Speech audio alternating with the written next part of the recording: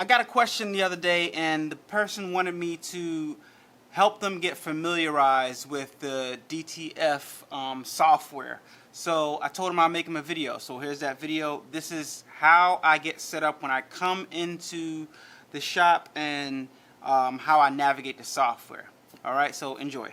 So this is what I do pretty much every time I walk into the studio, get ready to print DTFs. I turn on my DTF printer, and then I turn on my oven, tap the screen, tap the heat button, and then I go to my software in the computer. Alright, so this is the part that really matters, the settings, alright? So I'm going to show you guys how I set up my file, and I'm going to show you guys what I do before I send my file to print, because this is my first print of the day. Alright, so I go up here to where it says like the little picture of a page and then plus. I'm gonna press on that, and it's gonna open up my navigation. I'm gonna click on my first design. I know it's this one. Open that up. It opens up right here. Just wait till the image appears right here. In my case, I like to click on it and then go ahead and start resizing it. And I know it's supposed to be 12 inches. And I know it's DTF, so we want to mirror this image. Alright, so one thing I noticed immediately about my image that I don't prefer is there's a lot of dead space. Even though it's the right image, I think it's going to print good, the client has a lot of dead space at the top, a lot of dead space on the sides, and probably most likely dead space at the bottom too. So when you are sending your DTF with the transparent backgrounds, your images with transparent backgrounds, try to make sure that even though it's a PNG, try to make sure that the document, the page size of your PNG is the size of your image, as close as possible, to eliminate so much that dead space. Alright, because it's going to be wasted film right here. And also, if you want to 1 to 12 inches, this software is going to adjust the page size to 12 inches. Alright, so your actual logo is not going to be 12 inches, but to compensate for that, I'm just going to scale it up just a little bit, just to try to give the person as close to 12 inches as possible. Alright, and what I like to do when I know an image might not be the right colors, which I have the right color settings for this, is go into color adjust right here. You click color adjust, and what you have to do is adjust and play with these settings. So what I typically do before I go to color adjust, I shrink my design down real small. I go to color adjust, I adjust the colors to what I think the image needs. If it's not printing out in good colors, you just got to play with the colors, and this makes sense. Looks yellow, you want the yellow to be lighter, or you want the yellow to be darker. You want the black to be lighter, or you want darker. Blues, light blues, same thing. Go through all this. Saturation, turn your saturation up. Does it need more color in general of everything? Turn your saturation up. Is it a photo or is it a graphic? Alright, so you have to play with those settings, print it out. Then when one prints out really good with the good colors that you want, that's when you enlarge the image to the size that you want to print it out, and then you start your production. Alright, so you're going to have to do that for images. Also, in here, I have my white on max, and I have my strength on 100 under base, and I have my choke on 4. Alright, so just in case you guys want to know my settings, that's what I have my computer set at. Alright, so now this image is ready to be sent to print, but before I send it to print, which I normally center my image on the page, but before I send it to print, I normally go in here, click, and my USB is not connected, but I click on this menu right here where it says printer status and settings. I do a head clean, and then I do a nozzle check print pattern. Alright, I do a head clean, and then I do a nozzle check print pattern every day at the beginning of the day before I start to print, and then I'm off to printing. So that's it. Alright guys, let me plug this computer up and start to print this job. Let's go. Run that nozzle check print pattern real fast. I just click the button. It's gonna do it real fast.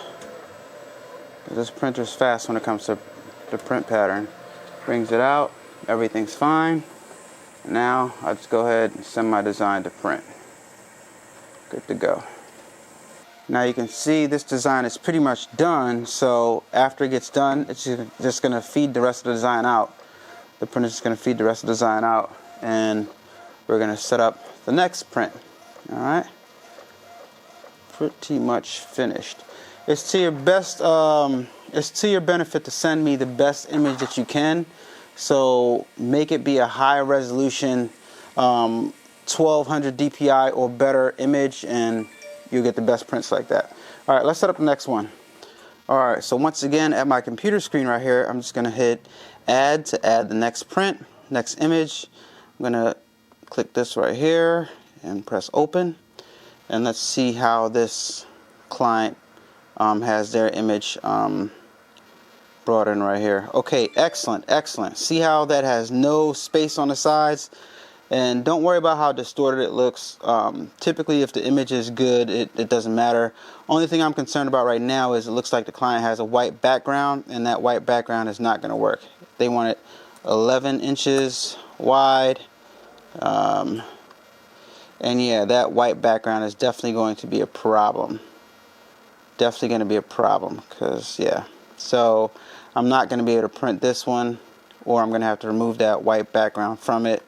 I'm going to have to contact the client and see what they want to do, see how they want to proceed, because that white background is not going to work. So always something, guys, always something. But just to show you guys, I would go right here to copies, and I would put in 12 copies, and it will print out 12 copies. As you guys can see, if I go scroll down, you see there's another copy and another copy and another copy. But like I said, as of right now, I can't print this out because I'm pretty sure they want a transparent background, and they did not send me an image with a transparent background, so this is not going to work, unfortunately.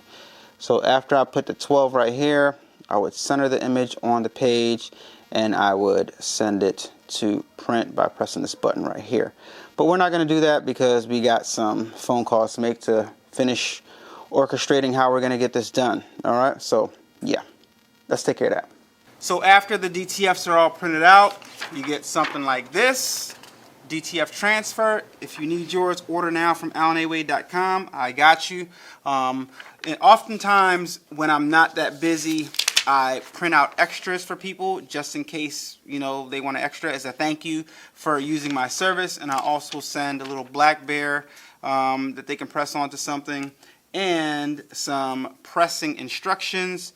I take my little cutter right here and I cut it off nice and neat, so you got some nice even edges to align your DTF to, you know, nice and straight.